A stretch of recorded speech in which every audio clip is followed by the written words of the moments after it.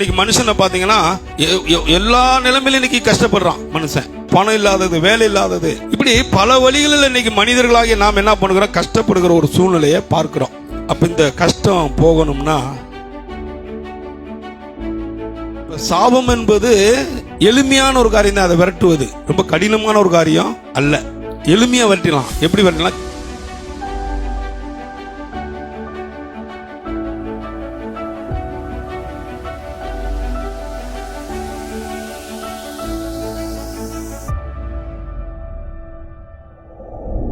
சாபம் எப்படி வந்ததுங்க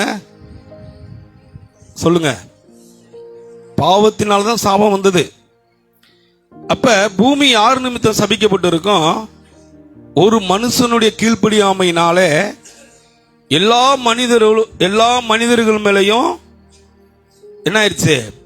பாவமும் சாபமும் தரித்திரமும் தொற்றி கொண்டது. ஆகையினால்தான் சிலுவை சுமக்க வேண்டிய ஒரு கட்டாயம் வந்தது இயேசுவுக்கு, தேவனுக்கு. அப்ப இந்த சாபம் உள்ள வந்த உடனே பாருங்க, இன்னைக்கு மனுஷனுக்குள்ள எல்லாம் வந்துருச்சு பாருங்களேன். சாபம் வந்த உடனே எல்லாம் பொய் வந்துருச்சு, திருடு வந்துருச்சு, இந்த உலகத்துல எதெல்லாம் தீமை அது எல்லாமே உள்ள வந்துருச்சு பாருங்க. இந்த கீழ்ப்படியாமையினால இது எல்லாமே மனுஷனுக்குள்ளாக மனிதனுக்குள்ளாக வந்து விட்டது என்று வேதம் நமக்கு தெளிவாக சொல்லுகிற ஒரு காரியம். இந்த சாபம் நம்மளை ஆளுகை செய்கிறதுனால தான் பார்த்தீங்கன்னா இன்னைக்கு நம்ம எவ்வளோ உழைக்கிறோம், கஷ்டப்படுகிறோம், மாடா உழைக்கிறோம், ஓடா தெரிஞ்சாலும் கூட ஒரு 2 காசு என்ன பண்ண முடியல, எடுத்து வைக்க முடியல. ஏதாவது ஒரு வீண் செலவு வந்துடுது, ஏதாவது பிரச்சனை வந்துடுது, ஏதாவது மனதில் ஒரு சமாதானம் குறைஞ்சிருது, ஏதாவது ஒன்று வந்துடுது பாருங்க. ஏன்னா இது யாரு மேலே தப்புன்னு கேட்டிங்கன்னா ஆதாம் மேலே தப்பு. அந்த ஆதாம் செஞ்ச காரியம் தான் இன்னைக்கு நம்மளை என்ன பண்ணுதுங்க, தொத்திக்கிட்டு இருக்குது. ஆமே. அதனால தான் நம்ம சாபத்தை விசுவாசிக்க கூடாது, ஆசீர்வாதத்தை விசுவாசிக்க வேண்டும். கடவுள் நம்மளை ஆசீர்வதிச்சார். இன்னைக்கு மனுஷனை பார்த்தீங்கன்னா எல்லா நிலைமையிலும் இன்னைக்கு கஷ்டப்படுறான் மனுஷன். எல்லா நிலைமையிலும் கஷ்டம். வேலைக்கு போனால் கஷ்டம், குடும்பத்தில் கஷ்டம், பிள்ளைகள் நிமித்தம் கஷ்டம், பெற்றோர்கள் நிமித்தம் கஷ்டம், இப்படி பல வழிகளில், பணம் இல்லாதது, வேலை இல்லாதது, இப்படி பல வழிகளில் இன்னைக்கு மனிதர்களாகிய நாம் என்ன பண்ணுகிறோம், கஷ்டப்படுகிற ஒரு சூழ்நிலையை பார்க்கிறோம். அப்ப இந்த கஷ்டம் போகணும்னா ஆண்டவராக இயேசு கிறிஸ்துவை நான் எனக்காக மரிச்சாருன்னு சொல்லி நான் விசுவாசிக்கணும். ஆமே. ஏன்னா என்னுடைய சாபங்களை சிலுவையில் அவர் எடுத்துக்கொண்டார் என்பதை நான் நம்பணும். அதனால தான் ஒவ்வொரு கிறிஸ்தவங்களும், நேற்றைக்கு ரட்சிக்கப்பட்ட கிறிஸ்தவங்களாக இருந்தாலும் கூட, நான் அதிகமாக ஆசீர்வாதத்தையும் செழிப்பையும் விரும்பணும். ஏன்னா செழிப்பு தான் தரித்திரத்தை விரட்டும். செழிப்பு தான் கிறிஸ்து என்னை ரட்சித்தார் என்பதற்கு அடையாளம். ஆமே. செழிப்பு தான் நான் ஆண்டவர் என்னை ரட்சித்தார், நான் சாபத்துக்குள்ள இல்லை என்பது அது அந்த செழிப்பு தான் காட்டும். அதனால செழிப்பு அதிகமாக நம்ம நம்பணும், செழிப்பு அதிகமாக விசுவாசிக்கணும், பொருளாதாரத்தை அதிகமாக என்ன பண்ணணும், நம்ம நேசிக்கணும். அல்லேலூயா.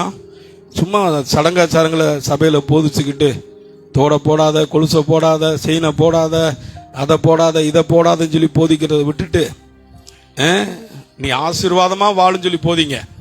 ஆமே. நிச்சயமா சொல்றேன், நீங்க ஆசீர்வாதமா இருந்தாதான் மற்றவங்களை பார்த்து பயப்படுவான், கிறிஸ்துவ அறிந்து கொள்வான் அவன். ஆமே. அப்ப நானும் கஷ்டப்பட்டு, நானும் வேலை இல்லாம, நானும் சரீரத்தில் சுகம் இல்லாம, நானும் பெருக்கம் இல்லாம தரித்திரத்தில் வாழ்ந்து, நானும் சாபத்தில் வாழ்ந்து கொண்டிருந்து, எனக்காக இயேசு அவரும் இவ்வளவு பாடுபட்டதற்கு அர்த்தமே இல்லை. இயேசு அடிக்கப்பட்டதுக்கு அர்த்தமே இல்லாம போயிடும். ஆமே. அதனால சாபத்தை நம்ம வெறுக்கணும்.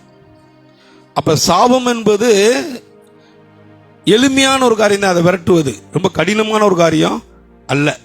எளிமையா விரட்டலாம். எப்படி விரட்டலாம்? கீழ்ப்படிதலினால, ஒரு மனுஷனுடைய கீழ்ப்படியாமையினால எப்படி மனுக்குலம் முழுவதும் பாவத்திற்குள்ளாக ஆக்கப்பட்டார்களோ, அதே போல ஒரு மனுஷனுடைய கீழ்ப்படிதலினாலே எல்லா மனிதர்களும் நீதிமான்களாக்கப்பட்டார்கள். ஆமே. ஆதாம் கீழ்ப்படியல, பாவம் வந்தது. இயேசு கீழ்ப்படிந்தார், நீதி வந்தது. இப்ப நம்ம நீதிக்குள்ள இருக்கிறோமா, பாவத்துக்குள்ள இருக்கிறோமா? சொல்லுங்க. இப்ப நம்ம நீதிக்குள்ள இருக்கிறோமா, பாவத்துக்குள்ள இருக்கிறோமா? பாவத்துக்குள்ள இல்ல. அப்ப இன்றைக்கு என்னைய கேட்டா எனக்கு ஒரு நம்பிக்கை இருக்கிறது. என்னைய கேட்டா நான் சொல்லுவேன், நீங்க எப்படி எனக்கு தெரியாது, ஆனா என்னைய கேட்டா நான் சொல்லுவேன், இப்ப நான் சாபத்திற்குள்ள இல்ல.